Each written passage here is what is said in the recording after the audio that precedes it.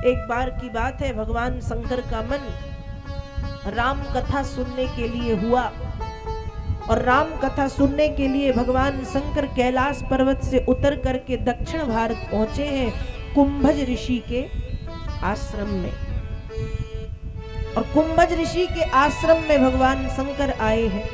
गोस्वामी तुलसीदास रामचरितमानस में लिखते हैं, एक बार त्रेता युग माही, एक बार त्रेता युग माही, शंभु गए कुंभज ऋषि पाही, शंभु गए कुंभज ऋषि पाही।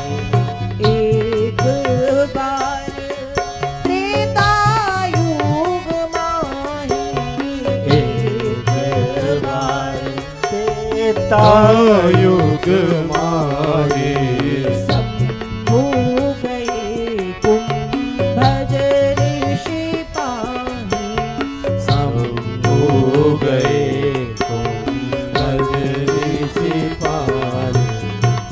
तो त्रेता युग का समय है। त्रेता युग की पावन बेला में जब राम जी का अवतार हो चुका है, राम जी भी नरलीला कर रहे हैं, भगवान शंकर का मन राम कथा सुनने के लिए हुआ।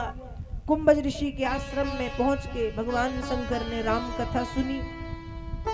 अब राम कथा जब पूर्ण हुई, राम कथा सुन के जब महादेव लौट रहे थे, उस समय भगवान शंकर ने राम जी को लीला करते हुए देखा। राम जी लीला कर रहे हैं, और लीला क्या, राम जी की पत्नी सीता मैया का हरण हो गया है और राम जी सीता जी के वियोग में रो रहे हैं। भगवान शंकर ने ये लीला देखी। भगवान शंकर जानते हैं लीला है। एक पेड़ के पीछे छिप के प्रणाम किया। माता सती ने भी ये देखा, जबकि सती अभी कथा सुन के आई है। तो सती के मन में किसी भी प्रकार की शंका नहीं आनी थी, लेकिन सती के मन में शंका आई कि ये कौन है जिसको भोलेनाथ ने प्रणाम किया, ये कौन है? ये पत्नी के वियोग में रोने वाला, ये पत्नी को ढूंढने वाला, पत्नी के पते को पशु पक्षी जीव जंतु जानवरों से पूछने वाला, ये ब्रह्म हो सकता है? सती भगवान शंकर से पूछती है, भोलेनाथ ये कौन है जिन्हें आपने प्रणाम किया? भोलेनाथ ने भी बता दिया, देवी सोई मम इष्ट देव रघुबीरा रमन्ते योगिनो अस्मिन् निति रामा। ये वही राम जी हैं जिनको दिन रात में भजता हूँ, जपता हूँ, ये वही है। सती को भगवान शंकर की बात समझ नहीं आई, बार बार पूछने लगी। भगवान शंकर भी समझ गए कि अब सती को समझाने का काम नहीं है, क्योंकि सती की बुद्धि भ्रष्ट हो गई है, नारायण की माया का प्रभाव पड़ चुका है। भगवान शंकर ने भी कह दिया कि देवी यदि आपको इतनी शंका है तो एक काम करो, जाओ जाके परीक्षा ले लो।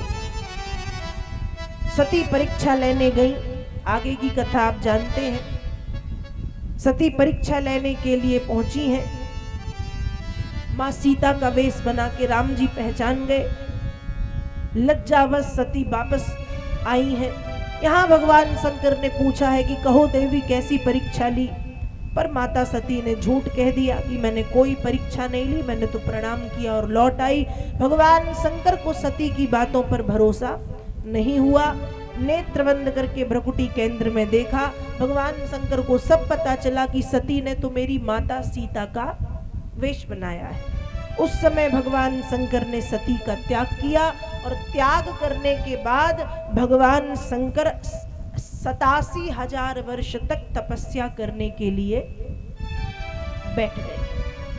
भगवान शंकर तपस्या से जागे हैं, सती जान गई, भोलेनाथ उठ गए हैं।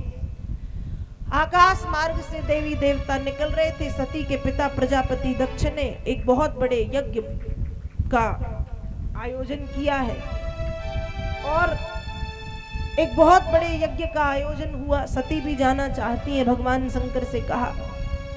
भगवान शंकर ने मना किया और बताया कि आपके पिता और मुझ में विरोधाभास है। जाना वहीं चाहिए जहां प्रेम हो, और जहां प्रेम ना हो वहां जाने से बुरा होता है। सती नहीं मानी, भगवान शंकर के मना करने पर भी सती ने पिता के यज्ञ में जाने का निर्णय लिया।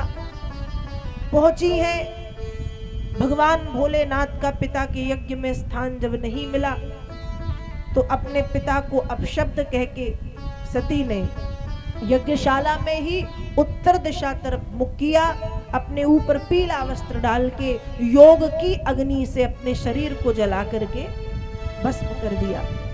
भगवान शंकर को जब यह बात पता चली, भगवान शंकर आए हैं, प्रजापति दक्ष का सिर काटा, देवताओं के निवेदन पर दक्ष के सर के स्थान पर बकरे का सिर लगाया और सती के मृत शरीर को लेकर संपूर्ण संसार का भ्रमण करने लगे।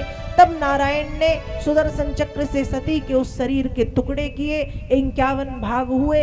भारत के विभिन्न स्थानों पर सती के शरीर के वे टुकड़े अंग जाकर के गिरे, जहां जहां जाकर के गिरे वहां स्वयं महादेव ने 51 शक्तिपीठ की स्थापना कराई। भगवान शंकर तपस्या करने के लिए बैठ गए। यहाँ माता सती फिर से भगवान शंकर को प्राप्त करने के लिए दूसरे जन्म में हिमाचल नगर में हिमांचल और मैना की बेटी पार्वती बनकर के पधारी है। और फिर पार्वती के रूप में भी इन्होंने भगवान शंकर को पाने के लिए कठोर तपस्या की। पार्वती की कठोर तपस्या से भगवान शंकर प्रसन्न हुए और प्रसन्न होकर के प्रकट हुए, और फिर भगवान शंकर का विवाह माता पार्वती के साथ संपन्न होता है। इस तरह से भागवत में सती चरित्र, शिव पार्वती विवाह की पावन कथा का वर्णन श्री व्यास जी महाराज करते हैं।